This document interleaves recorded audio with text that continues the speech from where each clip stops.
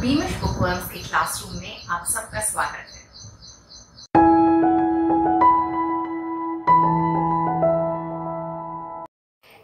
बच्चों, आज हम बाल भारती स्टैंडर्ड 8 का पाठ द हैप्पी प्रिंस पढ़ेंगे और समझेंगे।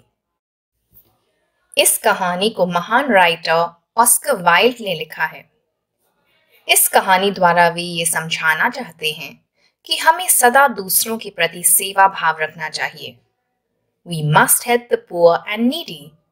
We also must work towards the betterment of the society. आओ पाठ पढ़ते हैं। The Happy Prince. The statue of the Happy Prince stood high above the city. It was covered with gold. Its eyes were bright blue jewels, and a red jewel hung from its waist. Everyone thought it was very beautiful. Why aren't you like the Happy Prince? Mothers said to their little boys when they cried. Sad men looked at the statue and said, I am glad that someone in the world is happy. One night, a little swallow flew alone over the city. His friends had gone away, but he had stayed behind for 6 weeks. Where can I stay tonight? He thought. Then he saw the statue. I will stay there, he thought. It is high up, so there is plenty of fresh air. He landed between the feet of the Happy Prince. I have a golden bedroom, he thought. But as he put his head under his wing, a large drop of water fell on him. He looked up. That is very strange, he thought. There is not a cloud in the sky, but it is raining. एक नगर में एक राजकुमार की मूर्ति थी। वो मूर्ति happy Prince के नाम से मशहूर थी। हैप्पी प्रिंस की स्थापना ऐसे स्थान पर हुई थी जहां से उसे पूरी नगरी का नजारा दिखता था। वो मूर्ति सोने की थी। उसकी आंखें नीले रत्नों से बनी थी। उसकी कमर से एक लाल रत्न लटक रहा था। वाकई वो मूर्ति बेहद खूबसूरत थी। जब नगर में कोई बच्चा रोता तो उसकी माँ यही कहती थी कि वो हैप्पी प्रिंस जैसे मुस्कुराता क्यों नहीं है, उसके जैसे खुश क्यों नहीं रहता। नगर के आदमी जब मूर्ति को देखते थे तो यही सोचते थे, चलो कोई तो इस दुनिया में खुश है। सो बेसिकली वो मूर्ति सबकी लाइफ का एक अभिन्न हिस्सा थी। एक रात उस नगर में एक स्वॉलो पक्षी आया। उसके सभी फ्रेंड्स विंटर आने से पहले माइग्रेट कर चुके थे, पर वो 6 हफ्तों के लिए पीछे रुक गया था। रात गुजारने के लिए उसने उस हैप्पी प्रिंस की मूर्ति को चुना। वो खुश था कि उसे एक आलीशान गोल्डन बेडरूम मिल रहा था रात बिताने के लिए। जैसे ही उसने सोने की तैयारी की, उसके ऊपर पानी की एक बड़ी सी बूंद आ गिरी। वो हैरान हो गया क्योंकि आकाश में तो एक भी बादल नहीं था। आगे पढ़ें। Then another drop fell. I cannot stay on a statue that does not keep me dry, he thought. I must find another place. And he decided to fly away. But as he opened his wings, a third drop fell. He looked up and saw. Ah, what did he see? The eyes of the Happy Prince were full of tears. Tears rolled down his golden face. The face was very beautiful in the moonlight, and the swallow felt sorry for him. Who are you? Asked the bird. I am the Happy Prince. Then why are you crying? I am wet with your tears. Swallow के ऊपर पानी की कुछ और बूंदें गिरी। उसने किसी अन्य स्थान पर जाने का निश्चय किया। जैसे ही उसने ऊपर देखा तो पाया कि हैप्पी प्रिंस रो रहा है। स्वॉलो ने उसका सुंदर चेहरा देखा और पूछा, तुम कौन हो? जवाब मिला, मैं हैप्पी प्रिंस हूं। स्वॉलो ने फिर पूछा, यदि तुम हैप्पी प्रिंस हो तो तुम रो क्यों रहे हो? आगे पढ़ें। When I was alive, said the prince, I had a heart like every other man, but I did not know what tears were. I lived in a palace where there was no sadness. In the daytime, I played with my friends in a beautiful garden, and in the evening I danced. There was a high wall round the garden, but I did not know what lay on the other side. So I was called the Happy Prince. I was pleased with my little world. Now I am dead, and they have put me up here. I can see all the unhappiness of my city. My heart now is made of cheap metal, but even that poor heart can feel, and so I cry. Oh, said the swallow to himself, he is not only gold on the outside. Prince ने कहा कि जब मैं जिंदा था तो एक बड़े महल में रहता था। मैंने कभी किसी दुख का सामना नहीं किया। दिन में मैं बागीचे में अपने दोस्तों के साथ खेलता, रात को नाचता गाता था। मेरा जीवन खुशियों से भरा हुआ था, इसीलिए मेरा नाम हैप्पी प्रिंस पड़ गया। महल के बाहर की दुनिया से मैं अनजान था। मेरी मृत्यु के बाद मेरी मूर्ति यहाँ स्थापित कर दी गई। इस स्थान से पूरा नगर मुझे दिखाई देता है। लोगों की दुख और तकलीफें दिखाई देती हैं। मेरा दिल हालांकि अब धातु का बना हुआ है, धड़कता नहीं है, फिर भी मुझे लोगों का दुख महसूस होता है और मेरी आंखें भर आती हैं। ये सुनकर स्वॉलो सोचता है, ये केवल बाहरी रूप से गोल्डन नहीं है, ये व्यक्ति दिल से भी सोने का है। ये वाकई एक नेक दिल इंसान है। आगे पढ़ें। Far away from here, said the happy prince in a low voice, there is a poor house in a little street. Through an open window, I can see a woman at a table. Her face is very thin, and she has rough, red hands. She is making a dress for one of the queen's ladies for a dance in the palace. Her little boy is lying on a bed in the corner of the room. He is very ill. He is crying because she can only give him water from the river. Little bird, will you take my red jewel to her? I cannot move from here. My friends are waiting for me in Egypt, said the swallow. Little bird, said the prince, please stay.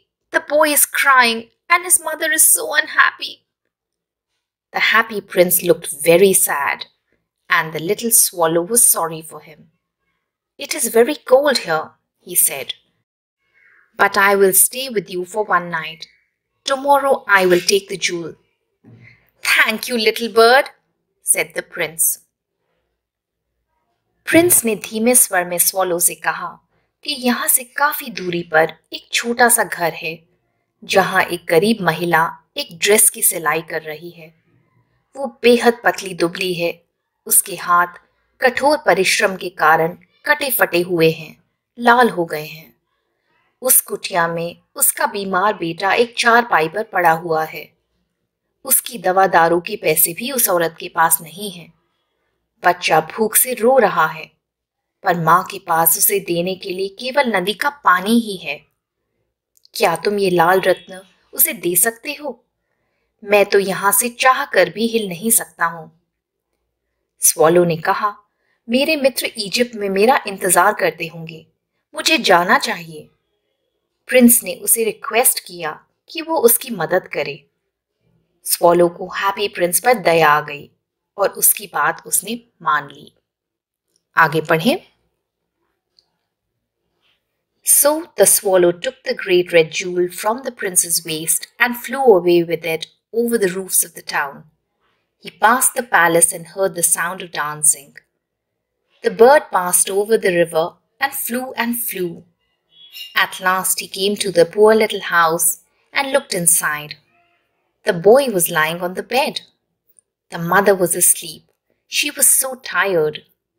He flew in and put the great red jewel on the table. Then he flew round the bed, moving the air around the boy's face with his wings.